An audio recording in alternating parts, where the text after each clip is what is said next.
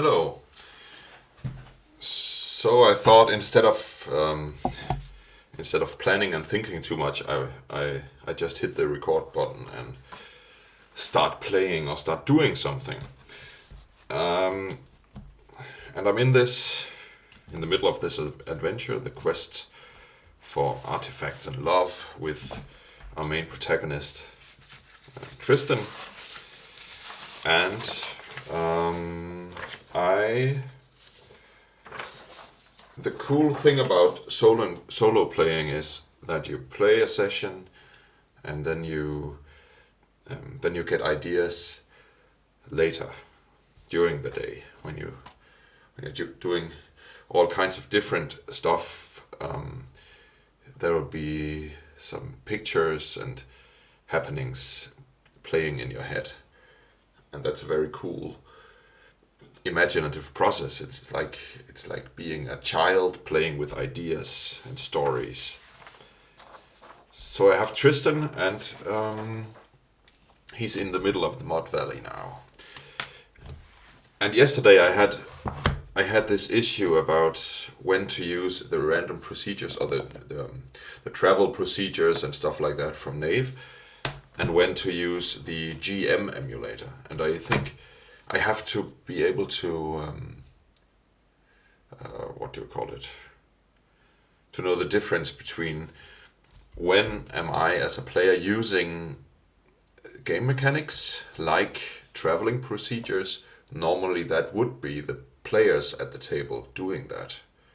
Maybe the GM would say, okay, so now you're traveling, we're doing the travel procedures now. And they're choosing where to go, and maybe they're rolling. Well, actually, the GM is rolling the hazard die. But whenever then they ask the GM about something, it would be the GM emulator answering it, right?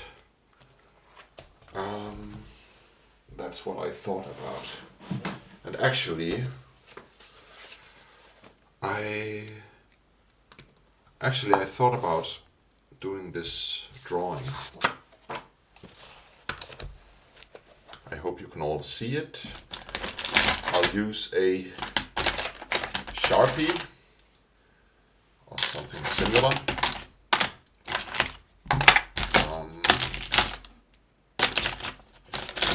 Yeah.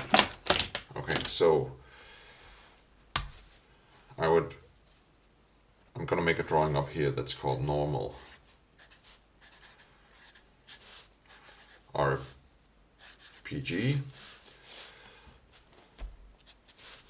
Quotation marks, because what is normal? I don't know. I think playing with stories in your head is actually more normal than sitting around a table telling stories. Well, actually, telling stories at a table happens all the time, just not as a game. Well, at a table, there'll be players.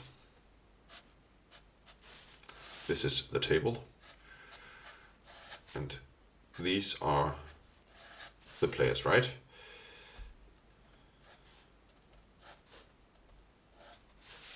And over here we have the GM.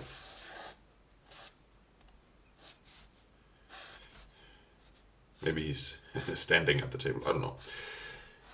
And the GM has his notes. Maybe his GM screen, right? Maybe I'll just move the camera just a bit,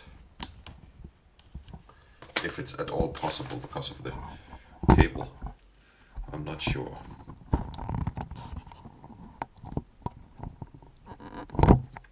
Okay, so the GM has planned some kind of adventure.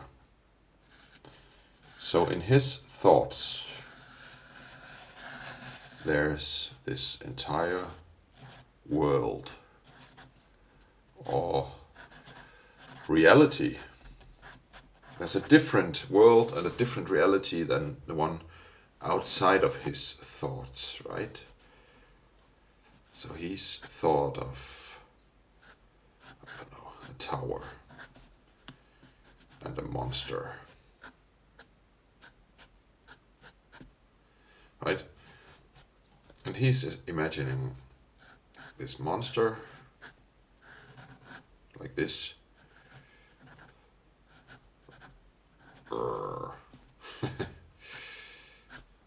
Okay, this is the monster, right? So, what happens when you play? The players ask questions, or they don't ask questions, but the GM will just talk, like setting the scene, describing where the player characters are. So he will talk. Speech bubble. And in his words, this reality will be transported into words. What are words? It's sounds coming out of a mouth, sound waves, and those sound waves will hit the ears of the players. And they will take these words, process them inside their brain, and thoughts will emerge, right? So he has this picture of a monster. He will say, there's a monster, or there's an orc. And those words will hit the player, and the player will imagine a orc.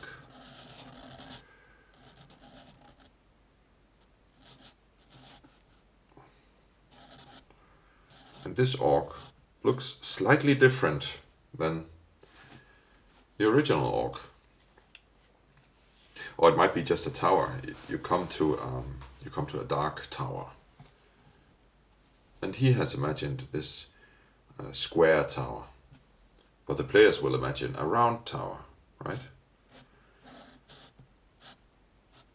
So I don't know what you call the liquid where you, back in the old days before digital cameras, you would take film and you would put them into some kind of liquid to get the pictures onto bigger pictures. I have no idea what you call it, but but that liquid somehow pulled the colors and the ink and the picture out of the material, right?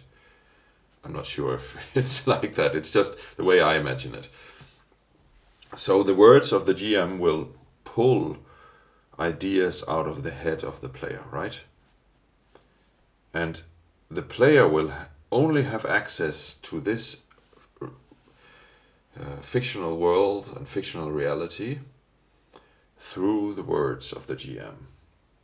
So there's actually a wall of words. You can't ever go beyond those words. You would have to read thoughts. And we can't do that yet. Maybe we can in the future, I don't know. Hopefully not. I like this interpretational process. So, what happens when you play a solo RPG then? I thought about it this way. So there's just one player. Maybe you could play co-op with 2 players or more. A so-called GM-less game.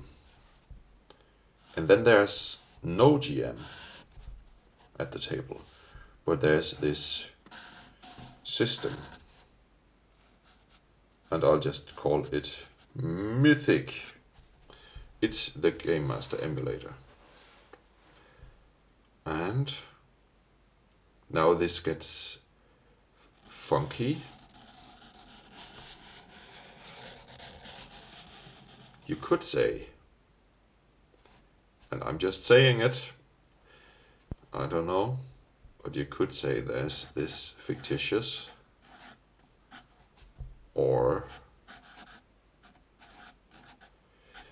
instead of fictitious, fictional, you could say this mythic world.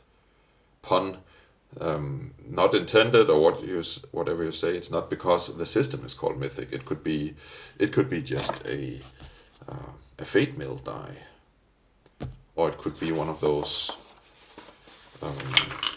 homemade D6s. Yes and yes and no, but oracle, some kind of oracle or some kind of system is between you, the player, and this imaginative world. The system is not really thinking. And you could say the system is just generating this, and it's not generating the fictional world over here, but is just generating it directly into the brain of the player. I don't know, but maybe the system is just a medium for this transcendent, mythical reality behind everything. And the reality travels through the oracle and through the dice or through the tarot cards. But this reality is somehow, it's not real in a sense like this world is real, our own world is real, but it is somehow a world somewhere, somehow. It just exists in a different way, in a way different way than our reality and world. And so the system will, like the words up here, it will activate the thoughts and pull a world out of the imagination and out of the brain of the player. And what do I want to say with this? I don't know. It's just what I thought about while I did my kitchen chores and stuff like that. So yeah, it's just some random solo RPG philosophy, which is fun. But back to the text, or not the text, but back to the system. And yeah, I printed the random event focus table now, which I couldn't find yesterday in the book, so now I have it as a thick table over here. And I needed where did my meeple go? Where did the meeple go? I don't know where my meeple went. But it doesn't matter because the travel thing is over now. I also thought about the travel mechanisms and the travel procedures in Knave are, they are very gamey. They are about keeping track of the time. So when I get to the exciting scene, the meat of the adventure, when I get to this cabin out in the mud valley, when I get there and it gets exciting, I know what time it is. So that's what it's for. It's just traveling procedures are just for bookkeeping. And maybe it's also a part of the fun to some extent. I don't know. But I actually thought about using Into the Weird and Wild for some of the rules. Survival, like surviving the night, doing camp. I haven't read it, so I won't use it. The hunt, you can go for hunts. And this cleaning a body, I actually used this mechanism once. And it was quite fun to see how many organs and stuff I get out of a dead monster. But I don't have a dead monster yet, so I won't use it right now. Now I'm going away from the traveling procedure. I traveled here, I did that yesterday. Now it's going to be about the cabin. Or the lodge, what was it called? The Bright Hunting Lodge. Oh yeah, and I have to... I actually like Mythic, I just need to learn to use it. But I think the basics of it are quite simple actually. And the great thing about it, I don't have own experience with it yet, but I heard some podcasts about it where they talked about these lists are very great, the threat list and the character list, because they will bring back characters from earlier on randomly later on in the story. So the story will loop around itself, or elements from the story will loop and reappear at a later time, and more than you would think of doing yourself. So let's look at the character list, just very short. Alma the Frail, of course. And then there's Bartholomew. I can't even remember who Bartholomew was. Ah, yeah, Bartholomew. These nice random characters I created. It's Bartholomew, the trapper and coachman who wants to destroy nobility, so he's kind of a rebel. And his companion Mordred, Buxup, who was a peddler and gambler and now is a soldier who wants to impress the rebel faction to overthrow the king and get control over the castle. Very cool characters, actually. So they're both on the character list. And then there's a long-haired leader who has a damp smell and muddy boots and muddy pants. So the guy who stole the book from Alma the Frail is also on here. Maybe I would put on the orcs. Maybe not 40 orcs, but just some of the orcs who are in this area now, because I saw them yesterday. And threads is kind of missions or story parts. So I have collect artifacts for Alma the Frail. Alma the Frail Archer, actually. That's the main mission, my main ambition. But now the other thing happened. Oh yeah, she talked about weapons breaking. So there's some kind of curse. Maybe because the book of... No, that was before the Book of Blessing was stolen. Weapons tend to break. Fortunately, that's a part of the Knave system. Whenever you roll a 1, you destroy your weapon, which is very mean. And reminds me a lot of Zelda Breath of the Wild, actually. So, I already recorded Find Blessing spellbook.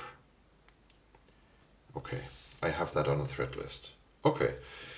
Otherwise, he doesn't really need anything. I could, if he didn't have any rations, I still have rations left. If he didn't have rations, I could write that on to here. Find food, or find rations, or find a new weapon if my own old weapon broke, or whatever. But that's not the case right now. So I'll just put this to the side. Okay. Now, I'm gonna look into this.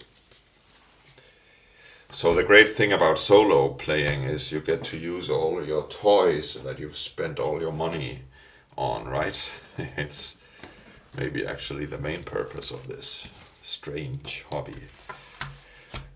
This giant book of battle maps. I will see if there's a swamp.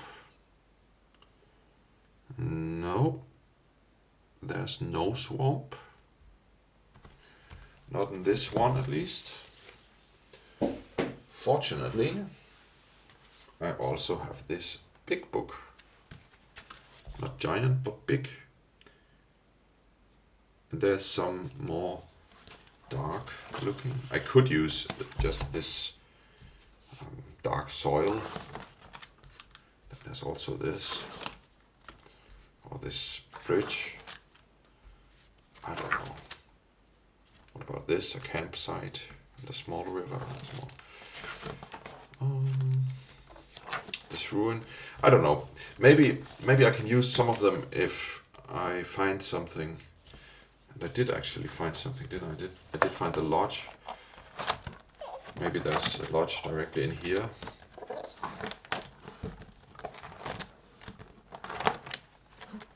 Look at this. A marketplace. Whenever you need a marketplace, you have one in this book. It's great, actually. But where to go? I'll just go through them all. Like some kind of dark sewers, throne room, dungeon, more dungeon rooms, ritualistic dungeon room, pit. What do you call it? Dance hall, cemetery. But this looks very underground, doesn't it? I don't know. I might just use a blank, actually.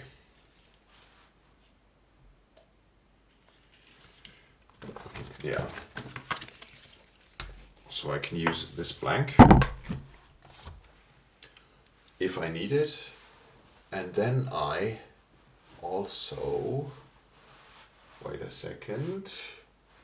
Where is it? Where is it? Where did I put that big box of stuff?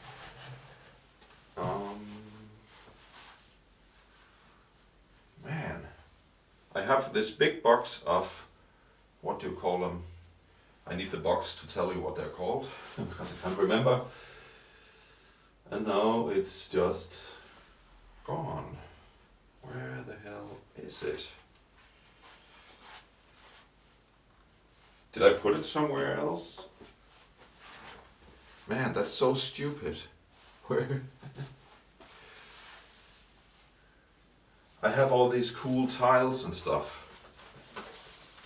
Somewhere. I swear I do have them. I'm not lying to you just to get friends.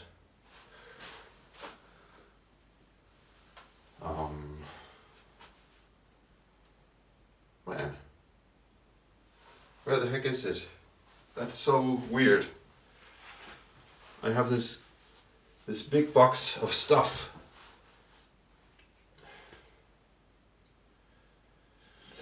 And now it's just gone. That's so stupid. Okay, what the hell? I'll do more theater of the mind.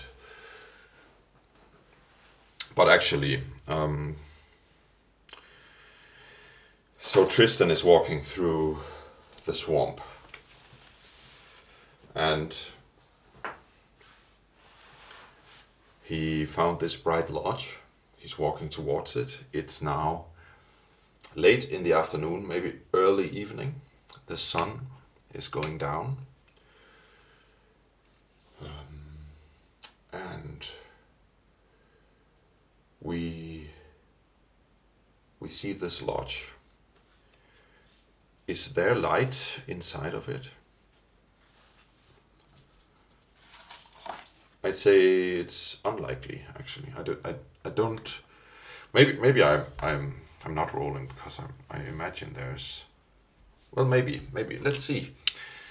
I would say it's unlikely. The chaos factor is 5, so that's 35 for yes. 14. So yeah, there is a light. Maybe it's a very dim light, not a strong one. But Tristan is moving slowly towards it.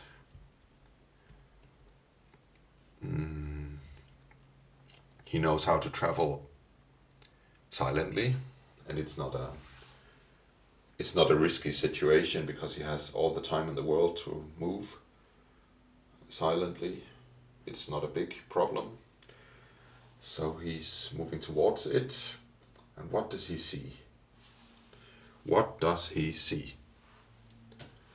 Do I see something? Would be a yes/no question, but I would ask the GM what. So how does it look? How does this lodge? Is there something remarkable about it? I wouldn't say meaning table, I would say a description table, right? Oh, that's not here.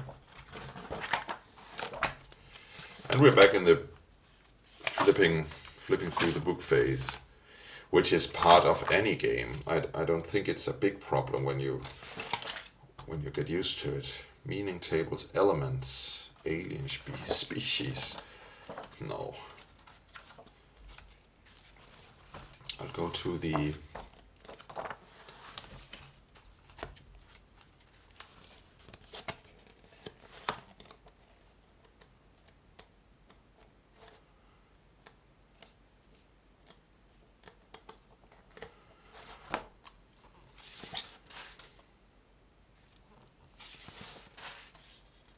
descriptions. Meaning table descriptions. Okay. 4, awkwardly. And 67. Natural. It's awkwardly natural. Yeah, so I guess someone wanted to hide this bright lodge. It's made of this new wood, so it's more bright than the rest of the swamp or the mud. It's brighter than the mud, obviously. So someone tried to camouflage it, hiding it using colors, using twigs, leaves, stuff like that. But it's awkwardly made. It's not very well made. Maybe some animals would fall for the illusion, but Tristan definitely doesn't. Actually, he saw the lodge before he saw this amateurishly awkward camouflage, right? So he's getting closer to it now. And this is where I want to do that random event, actually.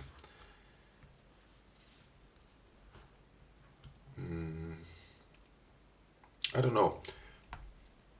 If I ask the system whether there's a random event, I would normally test the expected scene. So I would expect Tristan to walk up to the window now that there's a light. I would expect him to see someone or something inside.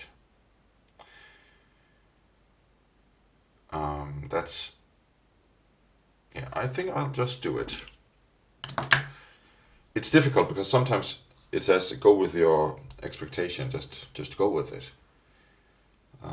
Because it can get cumbersome to interrupt it all the time, but there might happen something interesting, right? So I'll roll. Chaos factor is 5. Over chaos factor, it's the expected scene. Okay, so Tristan walks up to the cabin, to the lodge, and looks into the window. And I'll have to ask it, is it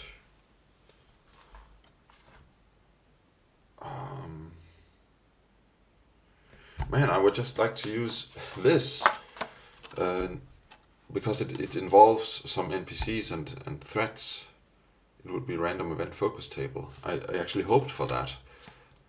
So a random event. I'd like a random event to occur. Am I supposed to just do it then? I'll try it. What the heck? It's my game, right? I want to try this mechanism out. 2. Remote event. Something happens remotely. I think remote event means that something happens in the world that has nothing to do with the here and now. So it's actually not very interesting. I'm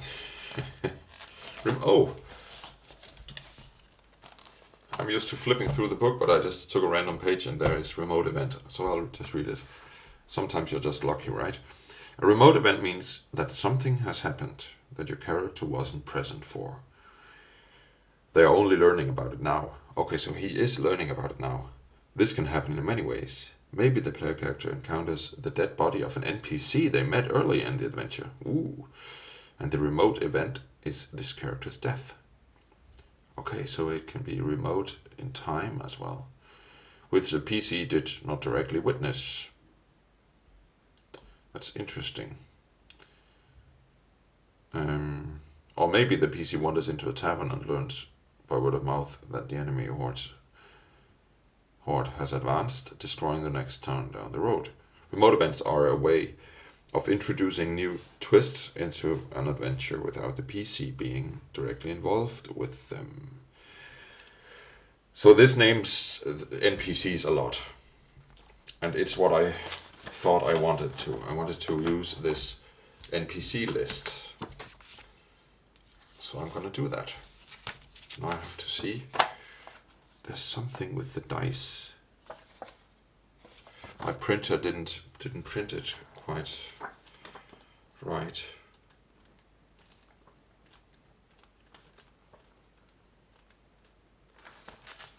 the thing about flipping through Mythic, taking up time and stuff, I think it's okay if I know where to look, if I don't get frustrated like yesterday. So yeah, here it says 1d4.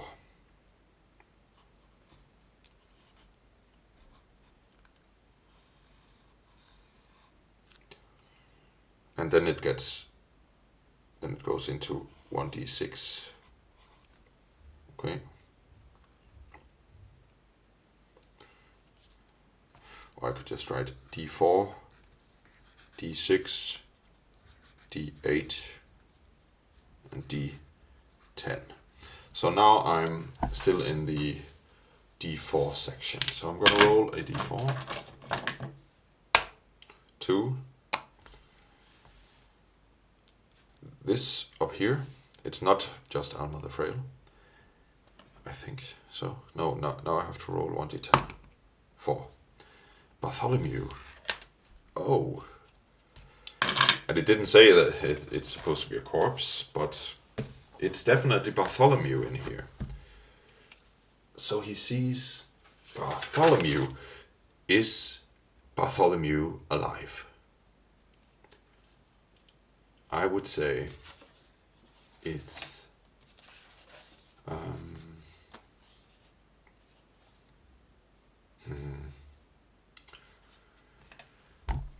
I say it's likely because it seems to be, well, maybe, no, he's not one of these robbers, is he?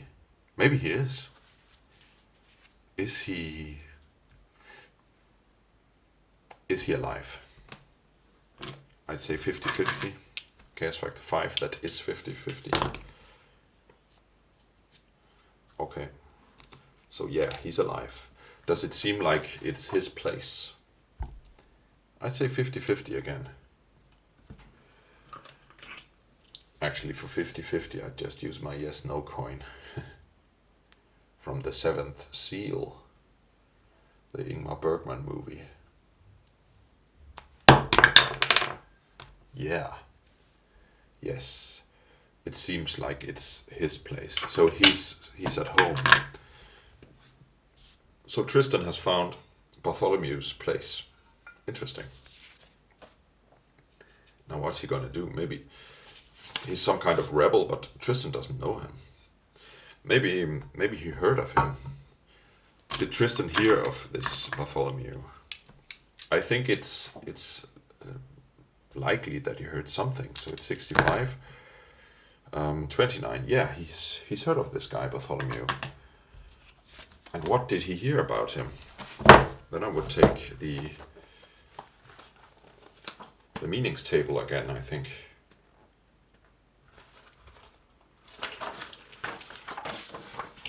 Not the description.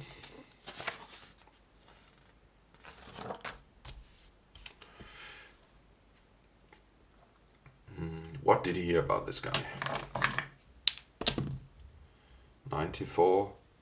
Travel, that he's traveling, or has traveled. And 94 again. What are the odds? 1 in 10,000. 100 times 100. Well, vehicle. He's been traveling with a vehicle. Oh, so Tristan saw this guy Bartholomew a few days ago in town. Inside the town, in the marketplace, with a wagon. He was a coachman. He was the coachman on a wagon pulled by a mule or a horse. So he's traveling between towns as a coachman, maybe delivering stuff for people. And he seems to live out here in this mud valley. So he's living outside of normal civilization. And it looks like he just recently built this place. And he's also a trapper, which is great because then he can survive out in the wilderness. He's one of these lonely people living out in the wilderness, living off the land and sometimes going into civilization to get resources or to sell meat and pelt and stuff like that. I wonder what he's doing right now, and for this I know there's a activities table in here. Encounters 19, activities.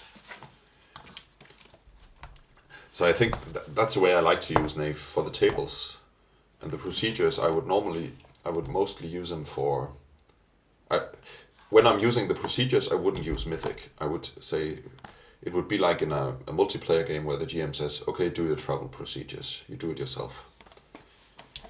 I don't know if that's right. Well, 8. Birthing. He's definitely not birthing. I guess birthing means giving birth.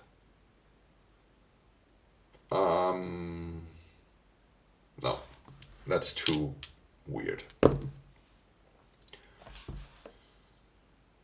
Begging.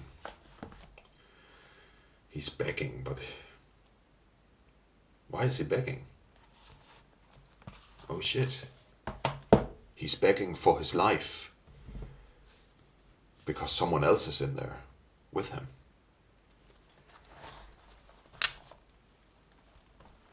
Man. He's begging. Please don't take my life. Please don't kill me. I'm just trying to get by myself. I don't harm anyone. Why are you out after me? And then I'll use the NPC table once more because who is threatening this guy? 4. It's down here. There's no one on the table yet. So I'll create one. Yoo-hoo! I'll create another NPC. For this I have my trusty random my random character generator. Oh, interesting. This guy, he's from a book about knights, obviously with some kind of model dressed as a knight. Interesting. So I need to find a character sheet. A new character sheet. Let's see where. Man, I need a bigger table for this shit. This table is actually way too small. Okay, so this character.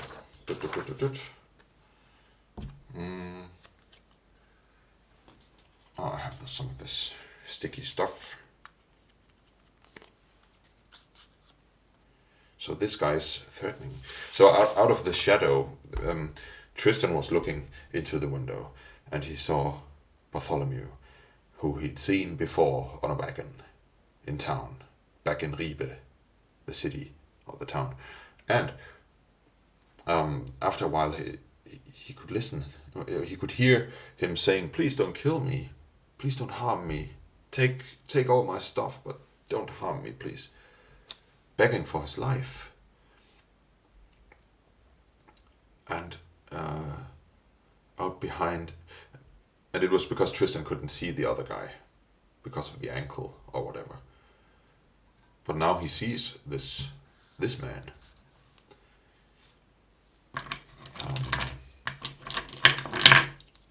Let's see what kind of guy he is. 4 intelligence. 4. Yeah, man. I actually hoped for it when I took the dice. I hoped for some kind of wizard, and intelligence is the wizard skill. So he has 2 points in intelligence and 1 point in wisdom, which means he's doing magic. And I'll see for character generation. Actually, no, not for character generation, but for quick NPC generation. So I don't have to create him as a player character all the time. Here it is, the NPC, the recruiting, the archetype. I'll just roll for an archetype, right? If I were more experienced in using tarot cards, I could pull an archetype from this. But I'm just using a Knave table. Hot-headed duelist. Cool. Not a career, but archetype. The hot-headed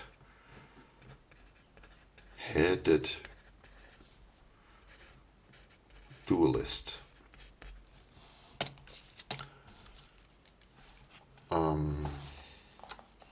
So he's got some kind of duelist standing in front of him. What kind of weapon does he have?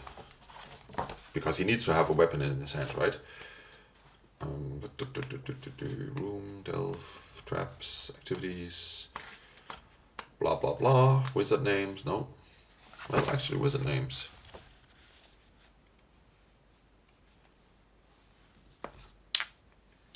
I don't know his name yet, but maybe Bartholomew says it.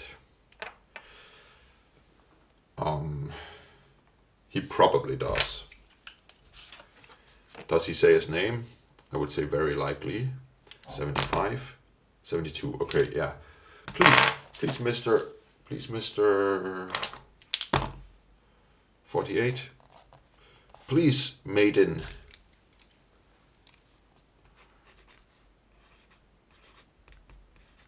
Please, maiden, don't kill me.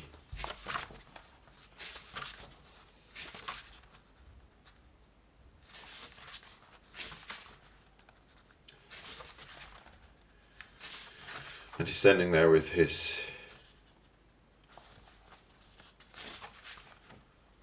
material weapons.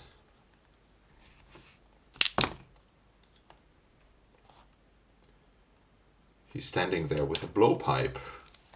Interesting, very interesting. A blowpipe. And the interesting thing about blowpipe, it just made me think of Dark Souls. And actually I thought about using Dark Souls, I just forgot now. I would have used Dark Souls if the testing the scene would have given me a random event and some random encounter would have happened somehow. I would have taken the Book of Journeys and find Blighttown. And in Blighttown, in the Dark Souls game, there's these nasty blowpipe creatures. They are so nasty. Fortunately, you can kill them once and they stay dead. But this guy, Maiden, he's standing with his blowpipe, grinning.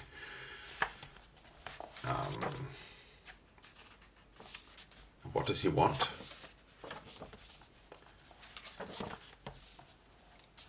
I'm going to the NPC section again.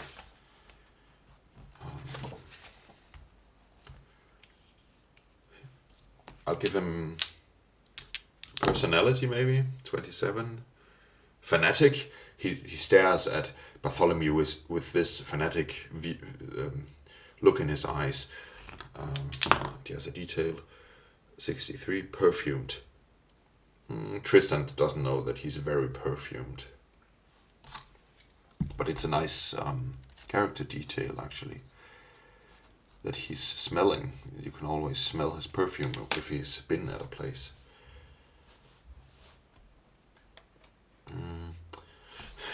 Now I just thought about the remote event I rolled earlier on.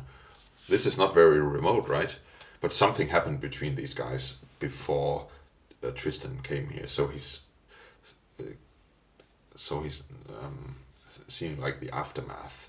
I guess Bartholomew was attacked by Maiden, and the battle is over, and he now has the power. Maybe Bartholomew is lying on the ground or sitting at a wall, and he just lost this battle.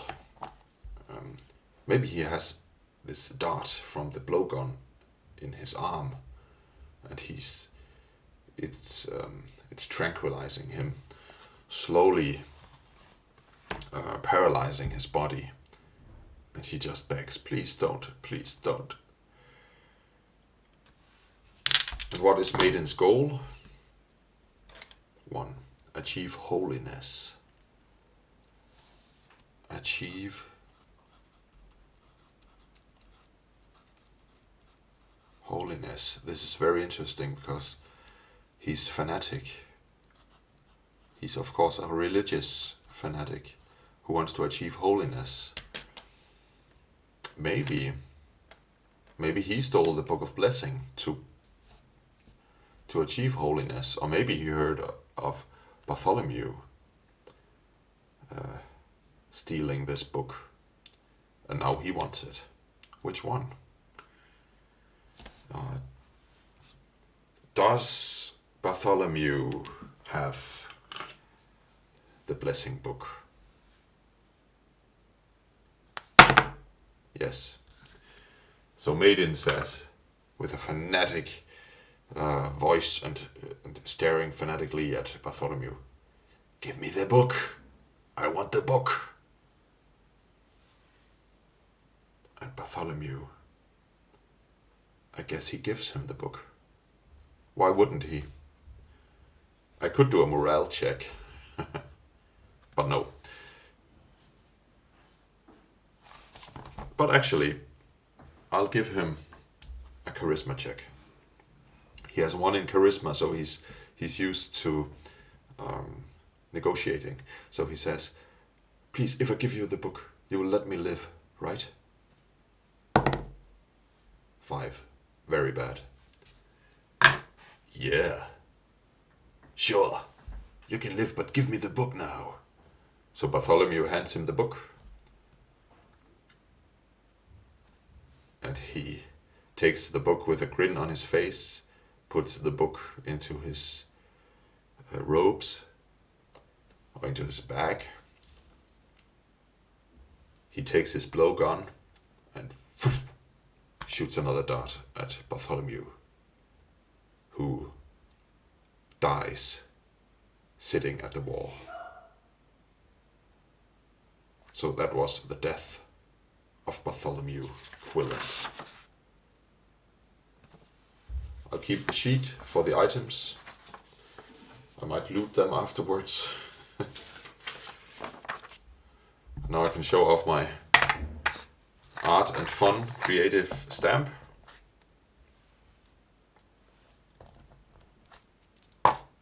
Oh shit, it fell into the Knave book. Dead. And the cause equals